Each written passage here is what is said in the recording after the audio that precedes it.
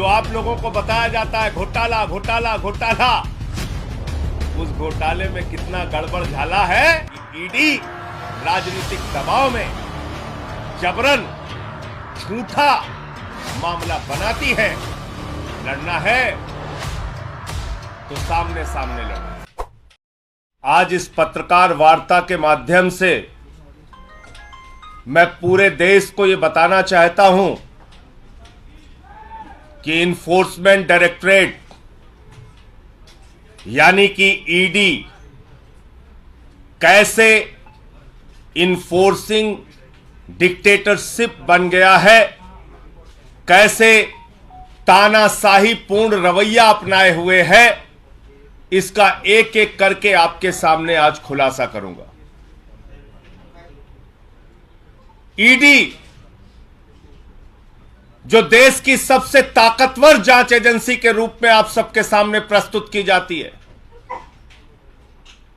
वो किस तरह से जांच करती है, किस तरह से लोगों को प्रताड़ित करती है, किस तरह से उनके परिवारों को प्रताड़ित करती है। और तो और जिसके कारण आज मैं ये पीसी कर रहा हूं, एक व्यक्ति को कहा गया तेरी बेटी कॉलेज कैसे जाएगी हम देखेंगे।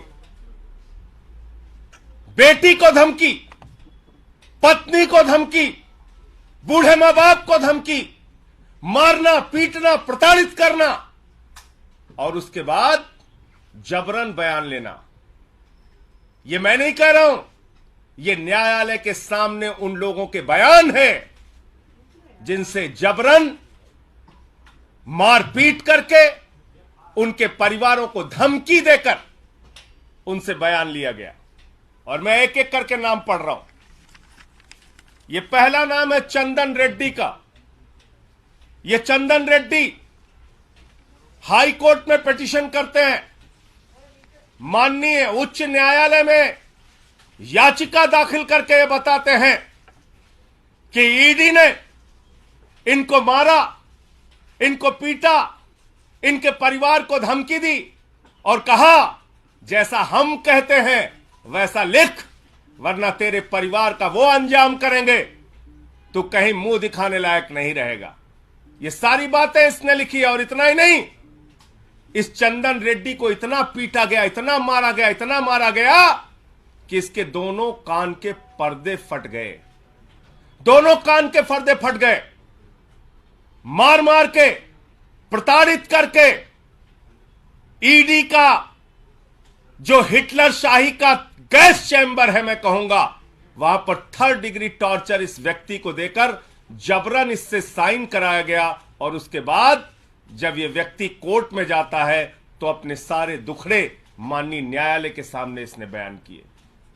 कैसे इसका बयान लिया गया ईडी में, कैसे इसका बयान लिया गया ईडी के अंदर। और ये इस व्यक्ति की डॉक्टरी जांच है, जो डॉक्टरी जांच की कॉपी मैं अभी आपको दूंगा। ये दोनों डॉक्टरी जांच ये कहती है कि चंदन रेड्डी को मार मार के उसके कान के पर्दे फाड़ दिए गए, उसको सुनाई नहीं दे रहा है। ये डॉक्टरी की जांच आपको देता हूं। ऐसे कर रही ईडी इन्वेस्टिगेशन। पहला आदमी चंदन रेड्डी, दूसरा अरुण पिल्लई। अरुण पिल्लई वो शख्स है जिसकी पत्नी को, बेटी को, परिवार को धमकाया गया, डराया गया। ईडी ने बयान लिया और बयान लेने के बाद यह शख्स कहता है, न्यायालय में लिखकर देता है, माननीय न्यायालय के सामने कहता है मुझसे जबरन झूठा बयान ईडी ने लिया, मुझसे जबरन झूठा बयान ईडी ने लिया। अरुण पिल्लई। तीसरा व्यक्ति समीर महेंद्रू। समीर महेंद्रू, इसकी पत्नी को बुलाकर गिरफ्तार करके रखा गया, धमकाया गया, डराया गया, परिवार को प्रताड़ित किया गया। झूठा और जबरन बयान ईडी के द्वारा लिया गया। ईडी ने झूठा और जबरन बयान समीर महेंद्रू से लिया और इसने किसी और के सामने नहीं, माननीय न्यायालय के सामने, माननीय न्यायालय के सामने समीर महेंद्रू ने लिख कर दिया कि जज साहब हमसे तो जबरन झूठा बयान लिया गया, समीर महेंद्रू। तीसरा नाम चौथा नाम भूषण बेलगावी। भूषण बेलगावी, इस व्यक्ति से भी ईडी ने प्रताड़ित करके झूठा जबरन बयान लिया और इसने किसी और को नहीं, जज साहब को जाके कहा, न्यायाधीश महोदय, माननीय न्यायालय, हमारी रक्षा कीजिए, हमसे ईडी ने झूठा जबरन गलत बयान लिया। पांचवा नाम मनास्वामी प्रभु ने, इससे भी ईडी ने जबरन झूठा जबरदस्ती का बयान लिया और बाद में इसने भी न्यायालय को लिख के दिया, किसी और को नहीं, ध्यान दीजिएगा मेरी बात को, माननीय न्यायालय को लिख कर दिया कि न्यायाधीश महोदय, जज साहब, मुझसे ईडी वालों ने जबरन झूठा जबरदस्ती प्रताड़ित करके बयान लिया। छठवां नाम राघव रेड्डी। ये राघव रेड्डी छठवां नाम। राघव रेड्डी, इसने न्यायालय के सामने जाकर कहा कि न्यायाधीश महोदय, हमको तो दबाव बनाया जा रहा है राजनीतिक नेताओं के नाम लेने के लिए, हम पर दबाव बनाया जा रहा है राजनीतिक नेताओं के नाम लेने के लिए। मैं पूछना चाहता हूं, किसके इशारे पर ईडी काम कर रही है? किसके दबाव पर ईडी काम कर रही है? किसके डायरेक्शन पर ईडी काम कर रही है? क्योंकि एक बहुत चौंकाने वाली बात इनके हाई कोर्ट के पिटीशन में लिखी हुई है, चंदन रेड्डी के। क्या कह रहे हैं ये? कह रहे साहब, ईडी के अधिकारियों ने तो मारा पीटा, कान के पर्दे फट गए। वहां कुछ ऐसे भी लोग थे जिन्होंने हमको मारा पीटा, जो ईडी के ऑफिशियल्स भी नहीं थे। ऐसे लोग थे जो ईडी के अधिकारी नहीं थे, उन्होंने भी हमारे साथ मारपीट की। कौन से लोग हैं? किस पार्टी के गुंडे ईडी के दफ्तर में जाके लोगों के साथ मारपीट कर रहे हैं? कौन से लोग हैं जो ईडी के दफ्तर में जाते हैं, पूछताछ करते हैं, मारपीट करते हैं और जबरन बयान लिखवाते हैं? इसका खुलासा होना चाहिए। माननीय हाई कोर्ट के सामने यह याचिका पड़ी है। इसके साथ साथ मनीष सिसोदिया जी के पीएस रिंकू, आप जानते हैं कानून में नियम है, किसी को भी बुलाओ, नोटिस दो, पूछताछ करो, कैमरे में पूछताछ करो और सारी जानकारी ऑन पेपर रखो। ईडी हवाई डिपार्टमेंट हो गया है। फोन करता है, बुलाता, आजा, बैठ इतने घंटे, जा घर जा, फिर आजा, बैठ सुबह से शाम तक, फिर घर जा। आप गुंडागर्दी करके, धमका के, डरा के, कान के पर्दे फाड़ के, तेरी बेटी कॉलेज कैसे जाएगी, इस तरह का बयान देके जांच कर रहे हो? इस तरह का बयान देके जांच कर रहे हो? मैं देश के प्रधानमंत्री से पूछना चाहता हूं, आपने बेटी बचाओ बेटी पढ़ाओ का नारा दिया है, बेटियों के नाम पर धमकी दी जाएगी तो कोई आदमी तो अपने प्राण भी दे सकता है, कागज पे दस्तखत करना तो बहुत दूर की बात है। लड़ना है तो सामने सामने लड़ो, कायरों की तरह बेटी का, पत्नी का, परिवार का सहारा लेके मत लड़ो, सामने सामने लड़ो। जो भी लड़ाई करनी है सामने सामने करो। और आपको याद होगा, देश की पार्लियामेंट में, देश की संसद में मैंने ये सारे विषय सिलसिलेवार करके एक एक मुद्दा उठाया था ईडी के संबंध में और कहा था कि पिछले 8 वर्षों में 3000 छापेमारी ईडी ने की है और मात्र 0.5% ईडी का कन्विक्शन रेट है। और यह कहने पर मुझे प्रिविलेज का नोटिस मिला। बहुत अच्छी बात है। देश की संसद में अब मुझे ये सारे मामले उठाने का अवसर मिल गया। मैं विशेषाधिकार समिति के सामने इन ईडी के अधिकारियों को बुलाने के लिए आज ही ये सारे कागजात प्रस्तुत करूंगा कि ईडी के इन सारे अधिकारियों को बुलाया जाए।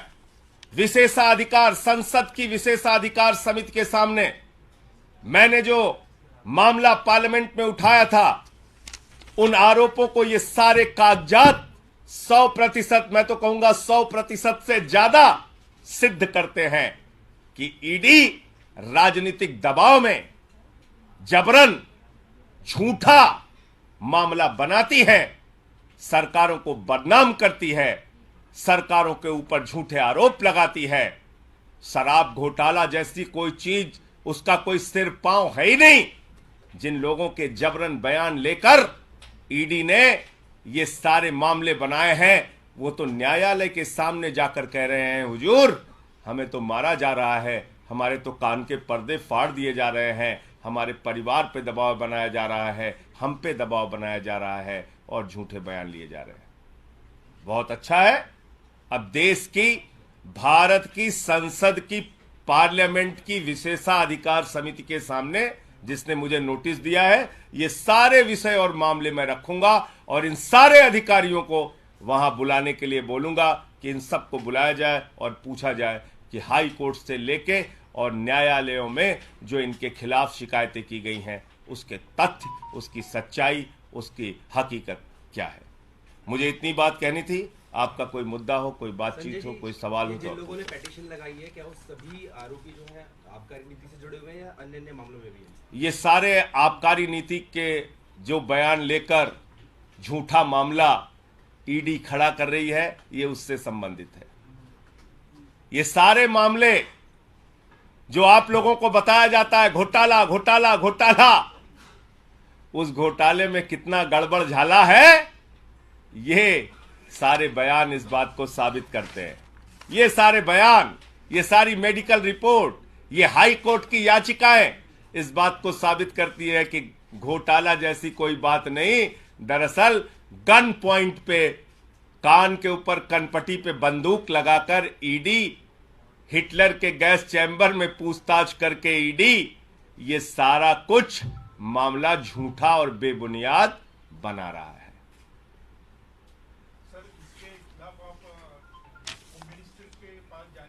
मुझे तो खुद विशेषाधिकार समिति का नोटिस ईडी के मामले में ही मिला है ना।